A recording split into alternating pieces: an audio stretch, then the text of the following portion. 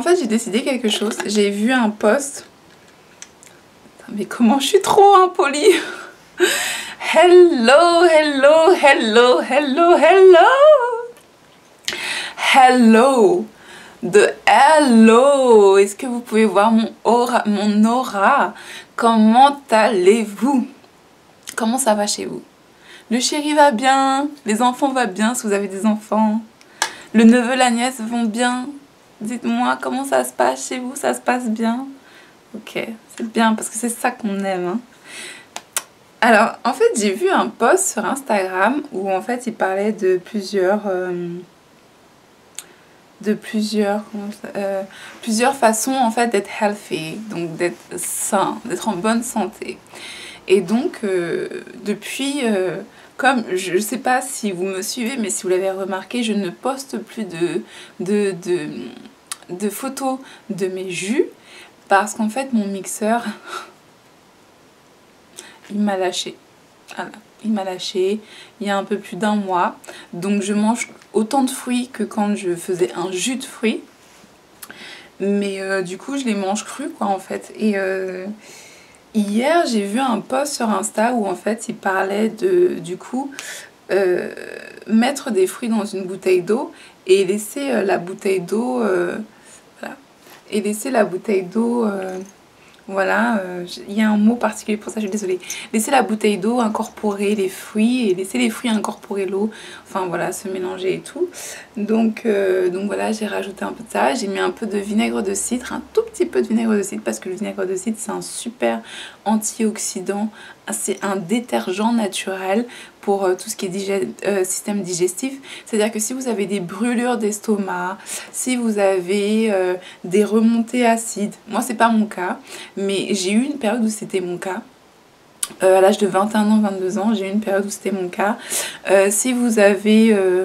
je sais pas, mal à l'estomac ou même si vous êtes constipé, ce genre de choses là, en fait le vinaigre de cidre ça va vraiment vous aider à nettoyer ce qui ne passe pas là dedans. Et de toute façon c'est vachement bon pour la peau, c'est bon pour tout. En fait, c'est bon pour tout et pour les cheveux. Donc j'ai rajouté un peu de vinaigre de cidre dedans et j'ai rajouté un peu de citron. Voilà, voilà. Et donc j'ai mis que du kiwi. Mais j'aurais pu mettre... ouais, enfin voilà. J'ai mis que du kiwi cette fois-ci. Voilà, voilà. Let's start, baby! Ok, let's go. Donc en fait aujourd'hui je vais parler d'un sujet très très pointilleux et dont je vais en parler, mais en fait je le fais avec un esprit ouvert comme ça. Et je le fais surtout non pas pour juger les gens, mais pour partager mon opinion par rapport à ce que j'ai remarqué sur moi, par rapport à ce que j'ai remarqué sur d'autres personnes, ou par rapport à ce que je sais pas, moi aussi j'ai eu des petits moments dans ma vie, des petits hauts et des bas. C'était pas de la dépression, mais c'était de la déprime. C'est-à-dire que j'étais, voilà, j'étais pas trop dans mon assiette. Désolée. J'étais pas trop dans mon assiette. Il s'était passé des choses dans ma vie, c'est-à-dire que c'était plus parce qu'il m'arrivait quelque chose de très important et qui ne pouvait pas être réglé par mon envie de régler, de solutionner quelque chose. Et donc par rapport à ça, en fait, j'ai eu des moments dans ma vie où je me suis plus ou moins retrouvée on the low, baby, because it can happen. Stuff happen in life. This is life. C'est la vie, c'est comme ça. Il y a des choses qui arrivent. Et voilà. Et donc, il y a eu des moments de ma vie où j'ai eu besoin de faire un breakdown. Break it down, girl. Et donc, changer énormément de choses dans ma vie. Parce qu'on n'a qu'une seule vie. Donc, essayons au moins de la vivre au max du max. Voilà, voilà. Donc en fait, de toute façon, dans la vie, tout est question de balance. C'est-à-dire qu'en soi, à partir du moment où vous ne tuez pas quelqu'un, où vous ne cassez pas quelque chose et où vous ne minimisez pas la valeur des gens, la valeur naturelle, la valeur authentique des gens, je pars du principe que rien n'est mauvais dans la vie en fait. À la base, tout est bon, mais à certains degrés, certaines choses, faut savoir relâcher un peu, souffler, prendre du recul, savoir quelles sont les choses importantes, qu'est-ce qui est utile, qu'est-ce qui est nécessaire, et ce genre de choses-là, ok? Donc, désolée, ça me gratouille un peu. Pourtant, j'ai pas fait de tresse là, mais ça me gratouille. Ok, voilà, voilà. Donc, en fait, je vais vous expliquer en 5-6 points, je pense. On verra, ça se trouve, je vais en rajouter d'autres en chemin. Ça se trouve, je vais en oublier quelques-uns, ça m'arrive. En quelques points, en fait, quels sont les signes de la dépression dans votre vie, alors qu'en fait, vous vous en rendez peut-être pas compte et que vous êtes dans un environnement où les personnes n'ont pas soit la visibilité ou soit le courage de vous dire que on se fait un peu de soucis pour toi, mais on ne va rien dire. Voilà, voilà, voilà, voilà. Alors, je ne me pense pas pour quelqu'un fantastique, pour quelqu'un génial, pour une personne qui est géniale. Par contre, je reconnais ce qui, en tout cas, est sain pour moi et ce qui est bon pour moi et ce qui m'a permis de me sentir beaucoup mieux dans ma vie. Voilà. Après, les signes que je vais exposer là maintenant sont assez révélateurs. Il y a plein de gens qui vont se retrouver peut-être dedans et qui vont se sentir choqués d'une façon ou d'une autre. C'est pas le but en fait. Le but c'est plutôt de vous dire, vous savez, il y a quelques traits qui ne mentent pas et en général ces traits-là, plus ils se développent et plus ils peuvent amener à un certain état d'esprit en fait. C'est plus dans cette direction-là que je me positionne. Je suis pas en train de dire ouais, si tu fais ça c'est que tu es dépressif et que tu le sais pas. Non, c'est plus ça, ce sont des petits traits, ce sont des petits signaux qui montrent que si tu continues comme ça dans 5-6 ans, il risque de se passer quelque chose dans ta vie entre temps et quand ça va t'arriver, ça va être chaud. Non, voilà, ça risque d'être chaud. C'est pas que ça va être chaud, c'est que ça risque il y a la possibilité que ça se passe, que ce soit très dur à surmonter comme épreuve. Alors déjà, les personnes qui n'ont pas d'avis ferme ou qui n'ont pas d'avis fixe, c'est-à-dire les personnes qui, et j'en ai fait partie pendant très longtemps, qui ne savent pas dire non. Non. Non, je suis désolée, je ne pourrais pas, je ne peux pas m'engager pour faire ça, je ne pourrais pas m'engager pour tel événement ou pour telle chose. Non, je suis désolée, je n'ai pas le temps actuellement. Non, je suis désolée, je ne suis pas sur place actuellement. Non, je suis désolée, bla bla bla bla bla. Savoir dire non. Parce que des fois, savoir dire non aux autres, c'est savoir dire oui à soi. C'est-à-dire qu'on a tous tendance à vouloir faire plaisir à tout le monde tout le temps pour trouver n'importe quoi et que les gens nous disent oh, t'es trop belle, t'es trop géniale, t'es trop intelligente, tu sais ça, tu nanana, nanana. On a tous envie de ça parce qu'on a dans notre cerveau de toute façon il y a une partie qui s'appelle, il y a une partie qui justement réagit par validation, c'est-à-dire qu'il y a des zones de notre cerveau qui attendent ça. Qui attendent ça parce qu'on vit dans une société qui est, j'allais dire sociale, mais dans une société de groupe en fait. Donc dans une société de groupe, on aime être soit utile au groupe ou soit apporter de la valeur au groupe. Et des fois en fait, en voulant trop apporter de la valeur aux autres, on oublie d'apporter de la valeur à soi-même. C'est-à-dire, moi, la marque que je fais, je cherche pas à changer le monde. J'ai pas cette prétention quoi. Moi j'ai 2 bras, 2 yeux, un cerveau, 2 jambes. Avec ça, je fais ce que je peux. Ok? Et j'ai énormément de choses à apprendre. Je ne veux pas changer le monde. Mais si je peux avoir un tout petit impact par rapport à ce que je dis, par rapport à ce que je fais, par rapport à ce que je véhicule. Et pardon, je suis contente quoi. Mais je prends énormément de plaisir à faire ce que je fais. J'adore apprendre, j'adore la couture.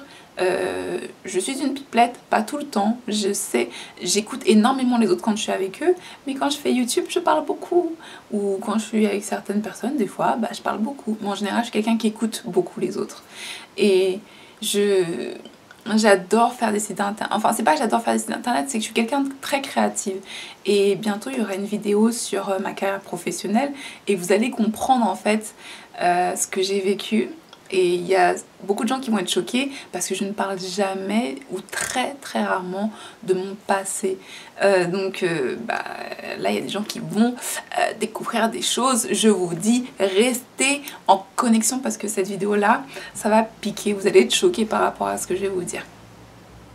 Alors, un instant, je vais juste charger mon caméscope.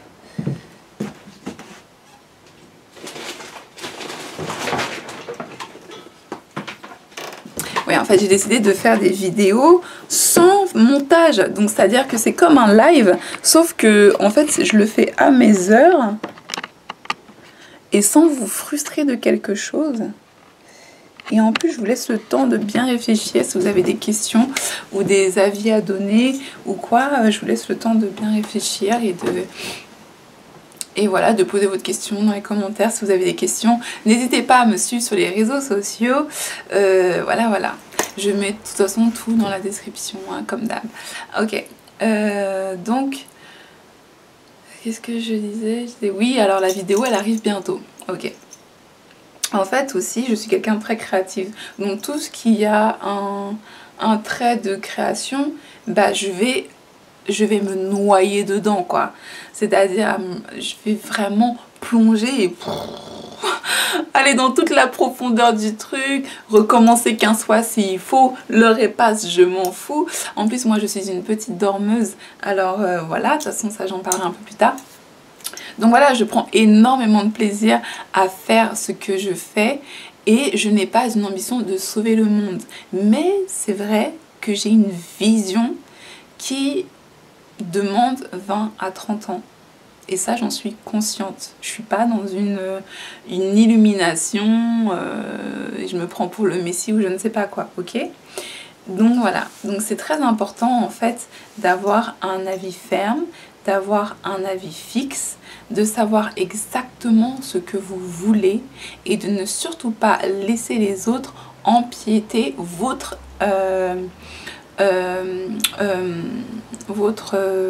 état d'esprit.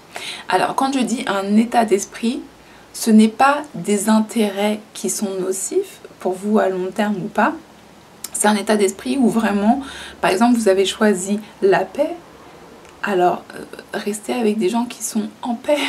Vous avez choisi la connaissance, allez vers des gens qui aiment la connaissance. Vous avez choisi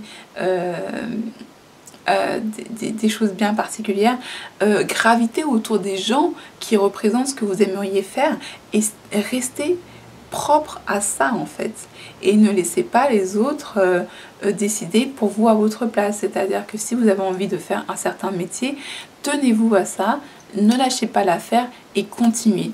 En fait, les gens qui n'ont pas un avis ferme et un avis fixe, c'est-à-dire qu'ils peuvent dire quelque chose 6 mois auparavant et 6 mois après faire le complet opposé, en général c'est souvent parce qu'ils ont été plus influencés que pour ce qu'ils sont réellement, en général. Et en fait c'est pour ça que je dis tout le temps, le temps est révélateur.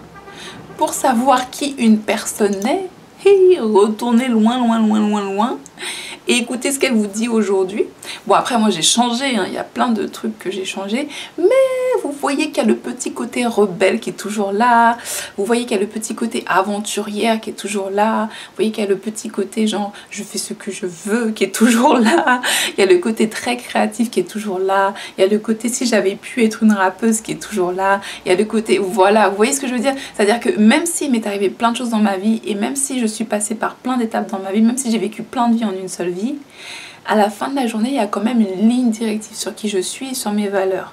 et je ne m'en cache pas. Je ne fais pas semblant aujourd'hui et puis demain je vais faire complète opposé. C'est-à-dire que si aujourd'hui je vous dis moi je suis quelqu'un de très sage dans ma vie sexuelle, je fais pas de trucs trop bizarres et tout, et que demain vous me voyez avec un décolleté jusqu'aux genoux et que je suis là et je suis babe ou je sais pas quoi et que je marque I feel it so hard, I had to share it with you, le truc vraiment très manipulatif et sexuel, là vous pouvez vous dire qu'il y a quelque chose dans mon état d'esprit qui n'est pas fixe et ferme, acquis à mon intégrité en fait. Je ne suis plus intègre à moi-même.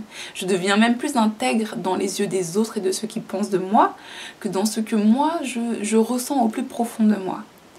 Et ça, ce sont des petits signaux qui sont parlants. Voilà, c'est-à-dire quelqu'un qui peut bafouer son intégrité à des niveaux très particuliers, c'est-à-dire la sexualité, par exemple quelqu'un qui était très calme et qui devient extrêmement excité, ou par exemple quelqu'un qui avait un mode de vie très propre et qui du jour au lendemain prend des drogues. Vous voyez ce que je veux dire? C'est vraiment des extrêmes comme ça qui peuvent montrer qu'il y a une certaine il y a un certain manque de balance entre le body, mind and soul. Ok, c'est-à-dire que c'est pas, il n'y a pas d'alignement en fait dans ce que la personne est. Ok. Les gens, oui, qui se contredisent souvent et par exemple qui se contredisent beaucoup dans une seule conversation, ça c'est criant de vérité. C'est-à-dire que tu peux te contredire une fois, à la rigueur 2 fois, sur 1 ou 2 points en particulier, mais parce que ces 2 points-là peuvent être vus de différentes perspectives et avoir du sens. Mais il y a des gens qui vont vraiment avoir une discussion avec vous ou qui vont expliquer certaines choses et qui vont me dire mais le total opposé de ce qu'ils ont dit avant. Vous voyez ce que je veux dire? Mais vraiment, et c'est toujours très important d'écouter les autres. Écoutez toujours les autres, ok? Donc il y a ça, quelqu'un qui n'a pas d'avis ferme et fixe. Par exemple, les personnes aussi qui ont tendance à se mettre la pression à mort. À mort. C'est-à-dire, moi aussi je suis passée par là, hein. Je parle pas de ça comme si, moi je connais pas, mais tu comprends, j'analyse tout le monde et les autres. Non, ça passe aussi par moi. Je m'analyse aussi moi dans ça. C'est-à-dire qu'il y a des moments où j'ai voulu faire plaisir à tout le monde. Dans ma vie et tout, au travail, machin. Et il y a des moments où je me mettais beaucoup la pression. Alors qu'en fait, on n'a pas besoin de se mettre la pression. Les choses se font ou ne se font pas, qu'on les force ou qu'on ne les force pas. C'est comme ça. Des fois, on pense que ouais, c'est parce que j'ai pas lâché l'affaire. Et en fait, des fois, en travaillant même des fois moins durement, mais plus avec une certaine évolution, on arrive au même résultat. C'est pour ça qu'il y a des gens qui vont dire ouais, moi j'ai bossé grave et tout. Il y a des gens qui ont fait oh non, moi c'était plutôt cool. Parce qu'en fait, c'est la même somme de travail, mais il y a moins de pression, on se met moins la pression, on se dit moins il faut que j'y arrive, faut que j'y arrive, faut que j'y arrive. Il y a d'autres personnes qui vont se dire ok, j'ai envie d'aller là, mon goal c'est là, ok, je fais quoi aujourd'hui, je fais quoi dans 1 heure, je fais quoi dans 3 heures. Vous voyez, en fait tout dépend de la perspective dans laquelle vous allez faire les choses. Donc se mettre la pression, ça ne sert à rien en fait. Ça va vous fatiguer, ça va drainer votre énergie, vous allez vous sentir jamais assez, vous allez vous minimiser parce que vous vous mettez une barre qui est tellement haute que, et des fois cette barre là même je sais pas qui aurait du mal à l'atteindre parce que vous mettez une barre qui est beaucoup trop haute, alors que des fois il suffit juste de faire étape par étape, ça, et en fait se mettre aussi la pression, c'est le meilleur moyen de se mettre la pression à fond, et il suffit qu'il y ait un petit truc qui arrive et c'est une dépression. La pression elle tombe, et quand la pression elle tombe, c'est une dépression. C'est-à-dire que vous relâchez tout, vous n'avez plus de force pour rien ni personne, vous n'avez plus goût à rien ni personne, vous n'avez de la patience pour rien ni personne. Et en fait la dépression, ça peut être une dépression nerveuse, c'est-à-dire que c'est quelqu'un qui va être énervé tout le temps. Ça aussi ce sont des états de dépression. La dépression c'est pas seulement être allongé dans son lit tout le temps à pleurer, ça peut être aussi être énervé constamment contre tout et tout le monde. Ok? Il y a plusieurs étapes il y a plusieurs états de dépression. Et il y a aussi au travers de quand on se met trop la pression, parce qu'on se met trop la pression, prendre plaisir aux échecs des autres, ça aussi c'est un signe de manque de balance émotionnelle. C'est-à-dire que il y a des personnes qui... C'est-à-dire que moi, même les gens que j'aime pas, quand ils font un truc qui me fait rire, je vais mourir de rire. Je vais rigoler. Et quand ils font un truc qui est triste, je vais être triste. Ou je vais être touchée, quoi. Ou quand ils vont faire un truc que j'aime bien, je vais me dire, putain, franchement, bien, quoi. Merde, franchement... Franchement, je kiffe ça, c'est génial, c'est une idée géniale. Alors que la personne, je ne l'aime pas forcément. C'est-à-dire que mon amour ne va pas vers elle, forcément. Mais je vais quand même être... Enfin, je vais quand même avoir la capacité à reconnaître ou à connecter à des sentiments, en fait. Je ne vais pas me déconnecter d'une personne parce que on n'a pas plus d'affinité que ça, en fait. C'est... Non. Enfin voilà, moi je suis comme ça. Et en fait, il y a plein de gens qui peuvent prendre plaisir dans les échecs des autres. Et ça, c'est un signe que ces personnes-là se considèrent elles-mêmes comme un échec. Et le fait que quelqu'un d'autre ne réussisse pas, bah, c'est un peu comme si j'étais pas la plus nulle. Ou c'est un peu comme si j'étais pas la seule nulle. Ou c'est un peu... Voilà, vous voyez ce que je veux dire? Et en fait, les gens qui prennent plaisir dans le malheur des autres sont des gens malheureux. On devrait tous ressentir une émotion de tristesse par rapport au malheur de tout le monde. C'est-à-dire que ce soit... C'est-à-dire que ce soit un enfant de notre quartier qu'on connaît ou un enfant à l'autre bout du monde, en soi, je vais pas dire c'est la même chose, mais c'est presque la même chose. On devrait avoir la même peine, le même... on devrait avoir la même peine, on devrait avoir... parce que la valeur d'un enfant, c'est la valeur d'un enfant. Que ce soit ici ou là-bas, un enfant c'est un enfant. Il n'y a pas de déconnexion entre ce qu'on peut ressentir et un enfant. Donc il ne devrait pas y en avoir parce que l'autre habite à l'autre bout du monde. Ça, c'est ce qu'on appelle de la dissonance. C'est-à-dire, c'est soit on est empathique et on l'est vraiment, ou soit on est dans une émotion qui est sélectionnée. Et donc, comme elle est sélectionnée, elle n'est pas naturelle, mais elle répond à une situation.